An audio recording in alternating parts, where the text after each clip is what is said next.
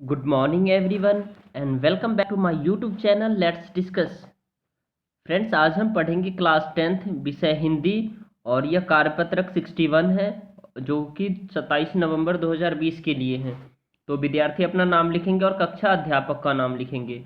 आज हमें पढ़ना कृतिका भाग 2 से जो माता का आंचल चैप्टर है उसको हम डिटेल में पढ़ेंगे। इसके साथ मैंने इसके सॉल्यूशन को भी अटैच कर रखा है।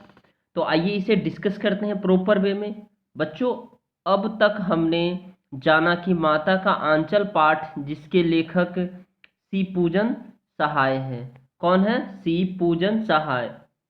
तो आपको सिंपली 1 मार्क्स में भी ऐसे पूछा जा सकता है, जो माता का आंचल जो चैप्टर है उसके लेखक कौन है? तो आपको बताना पड़ेगा सी पूजन सहाय। कौन है? सी पूजन सहाय।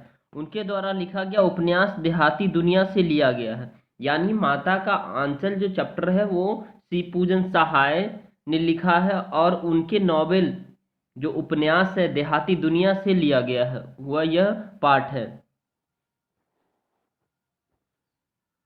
यह एक आंचलिक उपन्यास है। आंचलिक उपन्यास, जैसे आंचलिक उपन्यास आपको मैंने बताया था, जो फणीश्वर नाथ रेणु है उनके जो किताब है उनका वो भी एक जो लेखक है वो भी आंचलिक कथाकार है, एक लेखक है, आंचलिक लेखक है। इस पाठ में क्या किया गया है, जो ग्रामीण अंचल और उसके चरित्रों का एक सुंदर चित्र प्रस्तुत किया गया है। ग्रामीण अंचल और उसके चरित्रों का एक सुंदर चित्र प्रस्तुत किया गया है। और बालकों के खेल, क्या है? बालकों के खेल, कौतूहल, माँ की ममता, पिता का दुलार, लोकगीत आदि का प्रसंग इसमें बहुत ही जीवंत रूप में प्रस्तुत किया गया है। यानी क्या क्या इसमें प्रस्तुत किया गया? इस जो माता का आंचल जिसे शिव पूजन सहाय ने लिखा और शिव पूजन सहाय जी ने जो नॉवेल लिखा है देहाती दुनिया, उनसे लिया गया यह पाठ है। उस पाठ की क्या विशेषता है? तो ये बालकों के खेल, कौतूहल, माँ की ममता, पिता का दुलार, लोकगीत आदि का प्रसंग इसमें बहुत ही जीवंत रूप में प्रस्तुत किया गया है। इस पाठ में बाल मनोभावों की अभिव्यक्ति के साथ ही साथ तत्कालीन समाज के पारिवारिक परिवेश का सजीव और रोचक चित्रण किया गया है।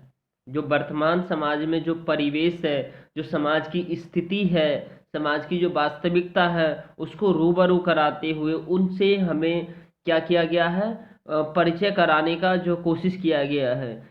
और जो इस समाज में जो दिनों दिन घटना होती है उसका चरित्र चित्रण किया गया है। आइए हम इस पाठ का अध्ययन करते हैं।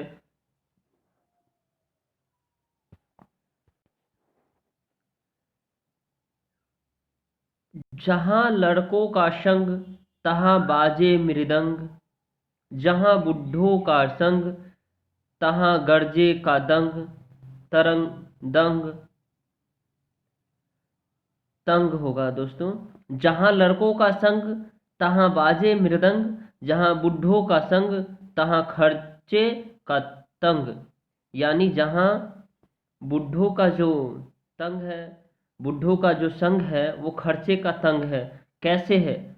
कह रहा हमारे पिता लड़के उठकर निबट नहाकर पूजा करने बैठ जाते थे और हम बचपन से ही उनके अंग लग गए थे। यानी कह रहा जो हम बचपन से ही उनके अंग लग गए थे। माता से केवल दूध पीने तक का ही नाता था। यानी बच्चे जो है वो अपने पिताजी, ठीक है, मतलब बचपन से ही जो है ना पिताजी के साथ रहते थे।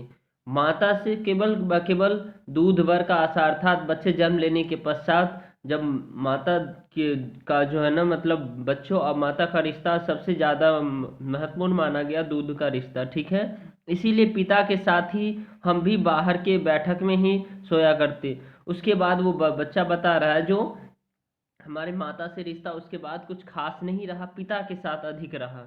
और पिता के साथ वो बाहर बैठक इसमें ही सोया करते थे। वह अपने साथ ही हमें भी उठाते और साथ ही नहला धुलाकर पूजा पर बिठा लेते। हम भभूत का तिलक लगा देने के लिए उनके दिक करने लगते, यानी भभूत का भभूत क्या होता है, जो अगरबत्ती वगैरह जलती है और जलने के पश्चात जो उसका जो मतलब राख होता है वो भभूत माना जाता है। ठीक है, कुछ हंसकर, कुछ झुंझुलाकर और कुछ डॉक्टर वह हमारे चौरे तिलार में त्रिपुंड कर देते थे। हमारे लीलार में भभूत खूब खुलती थी, सिर में लंबी लंबी जटाएं थी। भभूत रमाने से हम खास बम भोला बन जाते थे, यानी भभूत लगाने से ये क्या होते थे, बम भोला बन जाते थे। तो आइए अब हम इसके क्वेश्चन आंसर को देखते हैं।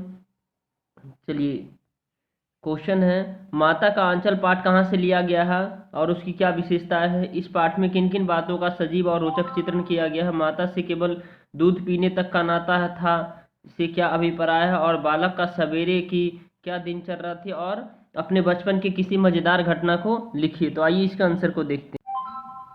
क्वेश्चन नंबर फर्स्ट है, माता का आंचल पाठ कहाँ से लिया गया और उसकी क्या विशेषता। तो माता का आंचल पाठ, जिसके लेखक शिव पूजन सहाय है, उनके द्वारा लिखा गया है। उपन्यास देहाती दुनिया से लिया गया है। उनकी विशेषता निम्नलिखित है।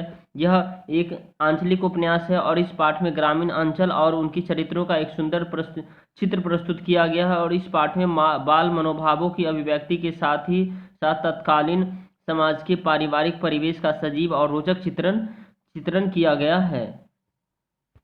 क्वेश्चन नंबर सेकेंड है, इस पाठ में किन किन बातों का सजीव और रोचक चित्रण किया गया। तो इस पाठ में ग्रामीण अंचल और उसके चरित्रों का एक सुंदर चित्र प्रस्तुत किया गया है। बालकों के खेल, कौतूहल, माँ की ममता, पिता का दुलार, लोकगीत आदि का प्रसंग इसमें बहुत ही जीवंत रूप में प्रस्तुत किया गया है। और इसके अलावा इस पाठ में बाल मनोभाव की अभिव्यक्ति के साथ ही साथ तत्कालीन समाज के पारिवारिक परिवेश का सजीव और रोचक चित्रण किया गया है।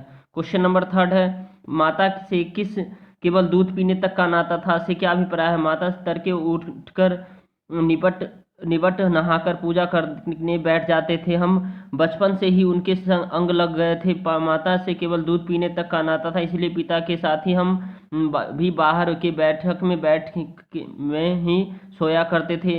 यह अपने साथ ही हमें भी उठाते और साथ ही नहला धुलाकर पूजा पर बिठा लेते थे। क्वेश्चन नंबर फोर्थ है दोस्तों, बालक का सवेरे की क्या दिनचर्या थी। तम पिता के साथ ही सवेरे उठ जाना, नहा पूजा करना आदि बालकों की सवेरे की दिनचर्या थी। उसके बाद क्वेश्चन नंबर आपका 8 है, अपने बचपन के किसी एक मज़ेदार घटना को लिखिए। तो अपने बचपन की किसी एक मज़ेदार घटना, जैसे आप अपना लिख सकते हैं जो आपके बचपन में बहुत अच्छा लग रहा हो, ठीक है, जो आपको याद हो, ठीक है, मेमोरेबल घटना। ठीक है, तो चलिए, मैंने लिखा, मैं अपने माता पिता दोनों से बहुत प्यार करता हूँ। जब कुछ खरीदना होता था तो मैं पिताजी के साथ बाजार जाता था, लेकिन जब भी कोई चीज़ लाता था तो वह माता जी से को ही खिला देता था। ओके, तो आई होप आपको ये समझ में आ गया होगा। अगर यह वीडियो पसंद आए तो इस वीडियो को आप लाइक कीजिए और हमारे चैनल को सब्सक्राइब कीजिए। Thank you, thanks a lot for watching.